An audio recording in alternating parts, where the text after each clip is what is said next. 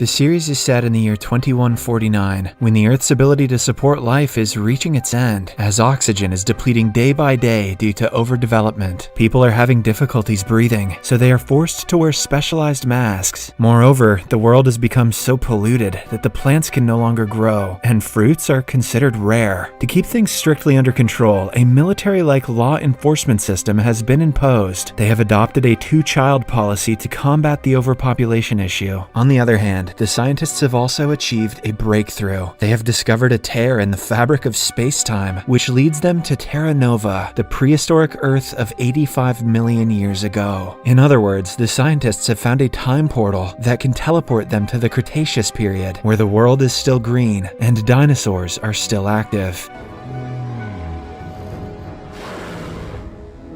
At the start of the series, Jim Shannon, a cop by profession, enters his residence wearing a rebreather, which is an oxygen mask to support airflow. Jim lives with his wife, Elizabeth, a medical officer, and 3 children, Josh, Maddie, and Zoe. In this way, despite being a cop himself, he has violated the two-child policy. Soon, he takes out an orange from his bag, and the entire family is very surprised, since fruit and vegetables are in short supply, as the family is having a good time with the orange. What does that mean? Maddie suddenly enters the apartment and warns them that she saw the population control police in the lobby. This alarms the parents, and they quickly hide little Zoe in an air vent. Shortly after, the police come in and start rummaging through the place. It appears as if someone informed them about the 3rd child. At least if they find her, her final memory will be going nuts with that orange. They search everywhere, but fail to find the little girl. However, just as they are about to leave, a scared Zoe whimpers from the vent and gets discovered. Devastated, Jim begs the cops to release his daughter and even starts fighting them. However, he is easily outnumbered and taken into custody himself. For his offense, he's handed over an 8-year sentence. 2 years later, Elizabeth tips off a prison guard and finally manages to visit her husband. Jim is sick in his cell due to poor air quality and the lack of a rebreather. As the two reconcile, Elizabeth reveals that she has been given a position as a medical officer in the 10th Pilgrimage, but she is not allowed to take Zoe. The 10th Pilgrimage is the 10th group of human colonists who will be allowed to travel to Terra Nova, where they can start a new life. Before leaving, she tells Jim that he is their last hope and sneaks in a rebreather. After a while, Jim checks the rebreather and finds a hidden laser knife inside. Hot damn. In the next scene, Elizabeth, Maddie, and Josh check in, go through security, and head towards the time portal. On the other hand, Jim manages to get out of the prison with the help of the laser knife and arrives at the check-in area. He slides into a restricted room where he pays a large amount of money in exchange for a certain bag. Unfortunately, the officers notice him on camera breaching the restricted area. By this time, Elizabeth and the children have already walked in through the portal, but when Jim tries to follow them, an officer stops him. Since the time portal is irreversible, anyone who reaches Terra Nova cannot return. Jim knows about this, so he elbows the officer, steals his gun, and runs into the portal to follow his family. As soon as he enters the portal, he reaches the prehistoric Earth, which is completely different from the world they just left. Jim finally reunites with his family, but when a soldier notices the weapon in his hand, he is held at gunpoint. The soldier then checks the suspicious bag that Jim is carrying, and surprisingly, little Zoe comes out of it. Seeing the entire family together, the soldiers leave them be. What you're doing is all kinds of illegal, but god damn it, you made it to Dinosaur World, so have a good day. Later, as the group proceeds towards Terra Nova, little Zoe comments on the sky. She notes that she had never seen the clouds so white and the trees so green.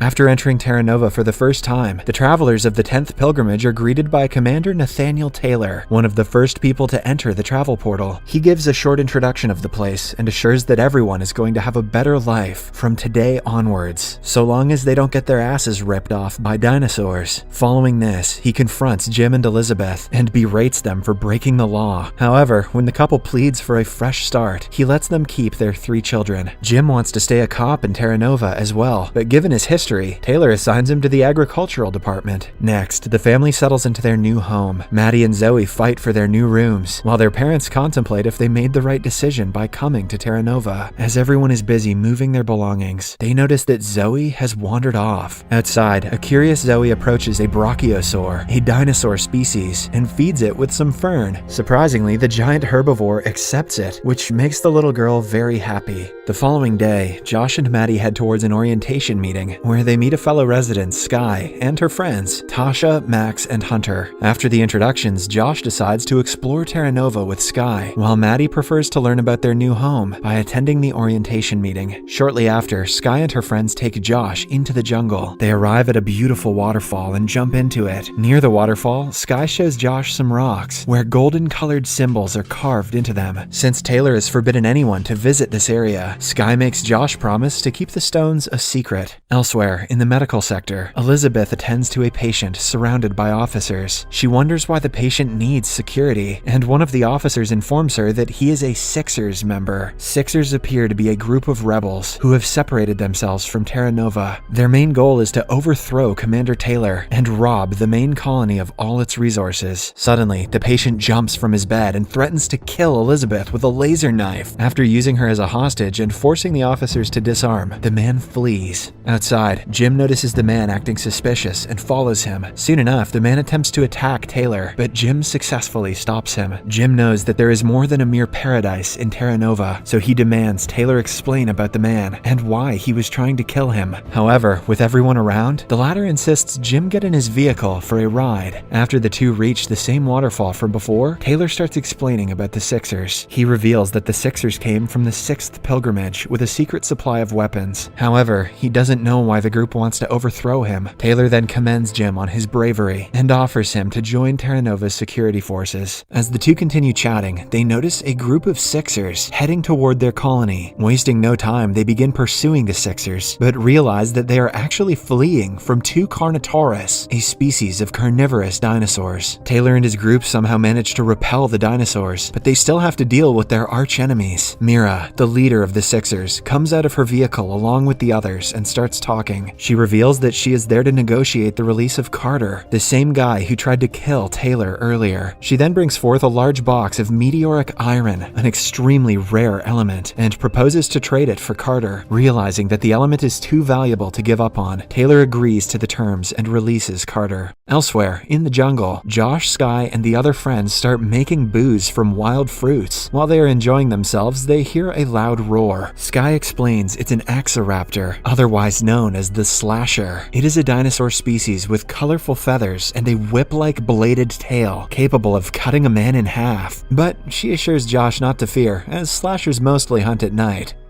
Mostly. Suddenly, they hear an even louder howl, so they decide to return to their vehicle. However, they are soon spotted by a couple of deadly slashers. The group somehow manages to take refuge in an armored vehicle, abandoned by the Sixers. But by this time, several slashers have surrounded them. In the attack, Tasha, Max, and Hunter get seriously injured. Back in the colony, Terra Nova security finds footage of the teenagers sneaking away. Fearing the worst, Jim, Elizabeth, and some soldiers head to the forest to rescue the children. Fortunately, they find the group in the nick of time and scare away the dinosaurs, using some advanced machinery. Following the close call, they head back to Terra Nova. Later, Sky visits Taylor in his residence and apologizes for initiating the trip. During their conversation, we realize that Sky is an orphan whose dad served under Taylor. Both of her parents were taken away by fever some years back. Imagine living with dinosaurs and getting killed by a fever. One day, a group of Terra Nova soldiers goes out into the woods to get some supplies. However, they are attacked and brutally killed by some unseen creatures. In the meantime, Josh, Maddie, and Zoe attend a survival seminar taught by Lieutenant Alicia Washington, the second in command to Taylor. Maddie is a smart kid, and she eagerly answers most of the questions asked by the lieutenant. Later that night, when Jim and Elizabeth start getting intimate, a creature starts screaming, so Jim goes outside to inspect. It is the same unseen animal that attacked the soldiers earlier, but Jim doesn't know this, so he simply scares it away. The following day, Taylor and Jim plan to search for the missing men, thinking it was the Sixers that attacked them. Meanwhile, Elizabeth is working in the medical sector when she bumps into Malcolm Wallace, one of her good friends from college. Malcolm tells her that he is a science officer there. That sounds made up, Malcolm. Just then, Jim walks in and interrupts their conversation. Elizabeth quickly introduces the two to each other, but when Malcolm learns that Jim is her husband, he is taken aback. In the next scene, Jim, along with Taylor and the crew, head out to the woods. While driving, Taylor asks Jim to investigate who is giving Mira information about Terra Nova, he believes that there's a mole within the colony. The group then arrives at the murder spot. When they see the dead soldiers, they notice that their faces have been disfigured. After a bit of checking around, they bring the dead bodies back to Terra Nova, and the medical team led by Elizabeth and Malcolm starts examining them. Elizabeth deduces that the soldiers were attacked from above. Just then, Jim, who is also in the lab, notices a claw-like piece on one of the corpses. With this clue, the medical officers decide to stay late to find out what creature could have killed the men. However, even after hours of research, they don't find any specimen that matches the mysterious claw. When Elizabeth returns home, Jim asks her about Malcolm. After he presses the issue, she finally tells him that she dated Malcolm for a while, before breaking it off herself, probably after learning that there's no such thing as a science officer. Later that night, the couple attempts intimacy once again, but to their bad luck, they are again interrupted by the same creature. This thing is dangerous and a pervert. This time, Josh joins his father outside, and they notice several of the same creatures there. Josh tries scaring them away with a rock, but only ends up making them angry. They swarm over the father-son duo like a deadly rash, but before any serious injury is caused, Josh and Jim make it inside the house. The next day, Malcolm examines Jim's injuries from the creatures and realizes that they're the same ones that killed the men. After treating the injuries, a curious Jim asks Taylor about Malcolm and learns that he was the one who requested Elizabeth's arrival on Terra Nova. Outside, Sky and Josh are roaming around the market when they notice a large flock of the same birds. But before they could warn the others, the birds start attacking everyone. They leave the place after a few minutes, but by this time, several residents are seriously injured. Meanwhile, Malcolm recovers one of the dead birds and concludes that they're an unknown type of pterosaur, a species of flying reptile. In a meeting with Taylor and his crew, Malcolm deduces that the pterosaurs may be migrating. Taylor reveals that years ago, he and Lieutenant Alicia had discovered thousands of eggshells while digging the ground on which Terra Nova sits today. But since they were already hatched, the officers thought the creatures had long since moved on. Additionally, the shells made the ground so fertile that they decided to make the settlement in this location. Hearing this, Malcolm concludes that the pterosaurs are attacking them because Terra Nova sits upon their breeding grounds. Since the medical officers do not know much about the new species, Malcolm and Elizabeth tell Taylor that they will need a live male and female specimen of the pterosaurs to try to come up with a solution to defend against them. Next, Jim prepares to head out of the colony to get the specimens, while Malcolm details him about the species. However, instead of listening, Jim confronts him for still being in love with his wife, as he was the one who requested her presence in Terra Nova. This shocks Malcolm, and he defends himself by saying that he called Elizabeth as she is the best medical officer he has ever known. A while later, Jim returns with the two said specimens. After studying the creatures, Malcolm and Elizabeth discover that they can produce an extremely powerful pheromone that could be used to lure all of the pterosaurs away from the colony and to another location where they can breed. As more pterosaurs continue to arrive at the settlement, Taylor orders the security team members to be stationed all around the colony. Mark Reynolds, a young soldier who evidently has a crush on Maddie, comes to her home for security. On the other hand, Josh also brings Sky to keep her safe from the creatures. Soon after, a giant swarm of pterosaurs invades the settlement and starts wreaking havoc. A few of them force their way into Jim's house via the air ducts. Mark, being a soldier, tries to scare them away but only ends up getting his ass knocked out. Despite this, Josh and the group fight valiantly and hold off the creatures, long enough to lock themselves in another room. Elsewhere, at the medical lab, Elizabeth and Malcolm finally finish preparing the pheromones. Now all they have to do is lure the pterosaurs away. The commander Taylor decides to volunteer, and Jim also joins him. Soon, the two gear up and leave in a vehicle, which starts spraying the pheromone. Surprisingly, the plan works, and despite Taylor and Jim receiving some minor cuts, they manage to lure the entire swarm of pterosaurs away from Terra Nova. The episode ends as all the residents come out of their homes and resume their normal lives again. To know what happens to them next, watch the second part in our new channel, Series Recapped.